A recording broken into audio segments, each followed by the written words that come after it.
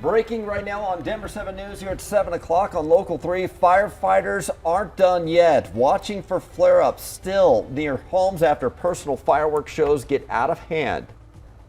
Plus, a suspect is in custody after a 4th of July parade cut short by a mass shooting. Everyone thought it was fireworks. Everyone was like, oh, fireworks. And I was like, something's wrong. I grabbed my dad and started running. We're learning about some of the victims and getting new reaction from the White House. And Denver makes a new push to expand the cannabis industry.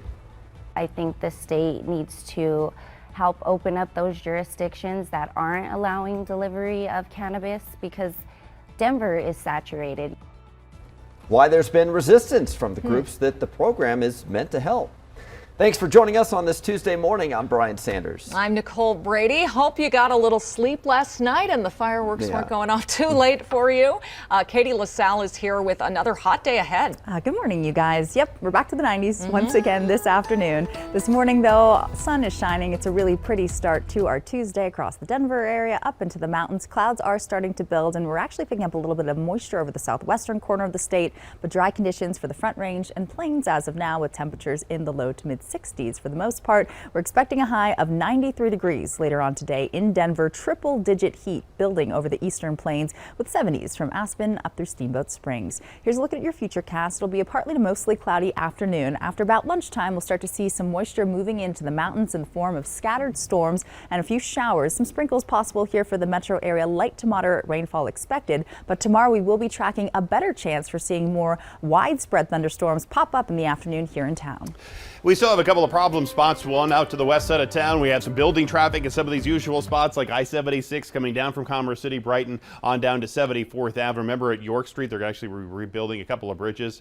That might make I-76 over the next year a little bit more tough. Take a look at the overall map. Do you have a problem out to the west side? We'll get back to that in just a second. This is a double fatal crash that still has Highway 34 for now closed down outside of Hudson over by Empire Reservoir. You're using local roads to get around it right now, unfortunately. The rest of the drive looks pretty standard and actually a little bit better than average in some places. Now let's take a look from Air Tracker 7 out to the west side of town over at I-70 and Wadsworth, and you can see that we do have the left lane blocked, but traffic's light enough where it's not slowing anything down. That driver went right into the crash wall, so they're going to have take some time to clean it up. But again, no travel time delays out there right now. Well, we have some breaking news right now. Former Broncos wide receiver Demaryius Thomas had stage 2 CTE, a degenerative brain disease that is only found after death. The New York Times was the first to report the results of his exam. Boston University doctors believe CTE combined with seizures resulting from a 2019 car crash both impacted Thomas late in his life. Thomas was found dead in his home in Georgia back in December.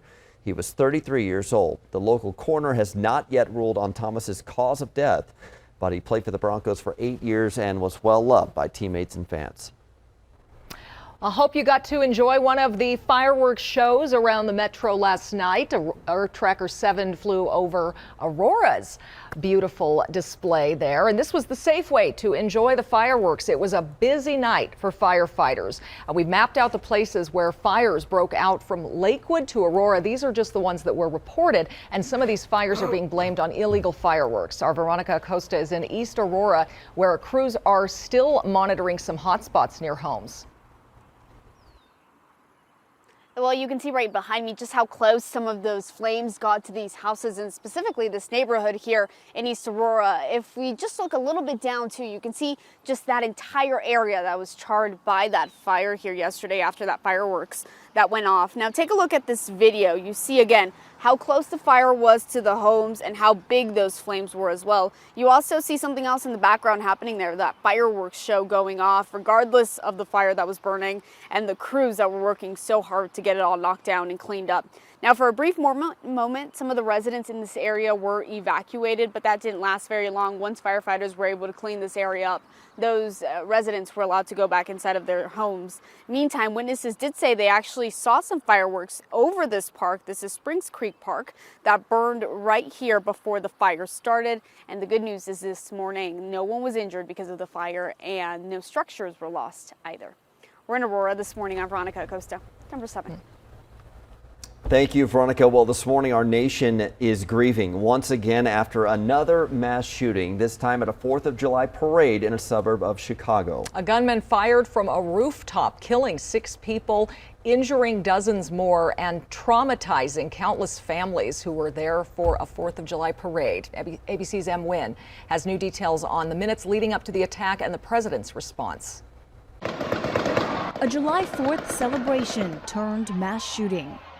Now in custody, 22-year-old Robert E. Cremo III, the person of interest identified by police hours after the attack. The FBI and local police now investigating how a gunman opened fire from a rooftop into an Independence Day parade in North Chicago, killing 6 people, sending at least 31 to the hospital, including 25 with gunshot wounds and a child in critical condition. The victims between 8 and 85 years old. And I just looked back at my dad, and right behind him, this girl just fell in cold blood and just died. Another father was watching his grandson and children march in the parade when shots rang out. These are the kinds of injuries that are seen in war. And these poor kids and families who went to a parade and then, now they people just don't feel you can go anywhere. This tragedy, along with the more than 300 mass shootings already this year in the U.S., according to the Gun Violence Archive, sparking outrage from politicians once again calling for tighter gun control. While we celebrate the 4th of July just once a year, mass shootings have become our weekly, yes, weekly, American tradition. President Joe Biden reminding Americans that while he has recently signed the first major gun legislation in almost 3 decades into law, it's still not enough. Nothing guaranteed about our way of life. We have to fight for it, defend it, and earn it by voting.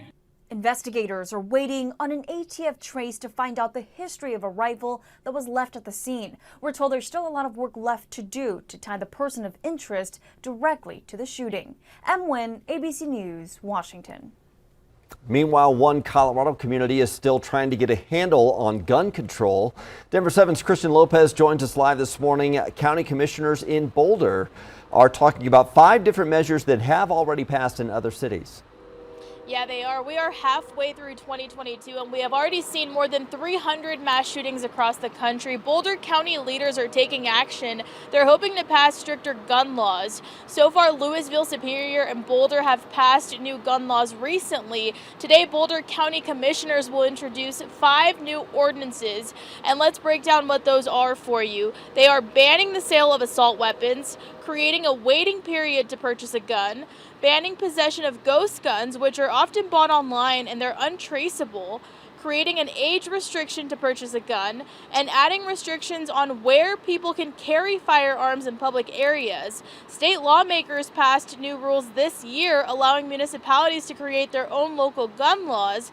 These ordinances will be discussed during that Boulder County Commissioners meeting tonight, and the opportunity for public comment, that'll happen at the next meeting, which is scheduled for August 2nd. Live this morning, I'm Christian Lopez, Denver 7. Thank you, Christian. And as you pointed out, several Front Range cities have passed some new gun measures recently, including the city of Boulder, Superior, and Lafayette. So if you want to see what changes they made, you can read those rules right now on thedenverchannel.com. Another violent incident, this time out of Westminster. Police are investigating after road rage led to a stabbing. This happened on Monday in the parking lot of the Sheridan Boulevard Walmart. Police say 2 men were fighting when one of them stabbed the other. That man was taken to the hospital. Police say the other man drove off and they are still looking for him. More than 400 citations have now been given out to people meeting in northern Colorado for the Rainbow Family Gathering. The citations range from things like drug possession to damage to the Route National Forest in Craig. The Forest Service says they estimate more than 9,000 people have showed up for this year's gathering, which is expected to end on Friday. We wanted to show you a little bit of a different kind of show over Parker last night. 150 drones flew over Salisbury Park. The town passed on fireworks this year because of the high wildfire danger. The Denver-based company Higher UAV Pro put on this show. They're already booked for New Year's Eve and are planning ahead to next year's 4th of July weekend as more cities turn to drones. And if you missed the fireworks, we are seeing some great photos on our Discover Colorado Facebook page at some iconic locations, including the Garden of the Gods and Coors Field. So thanks to everyone who sent these in. You can keep sending us your photos and videos on the Discover Colorado Through Your Photos Facebook group.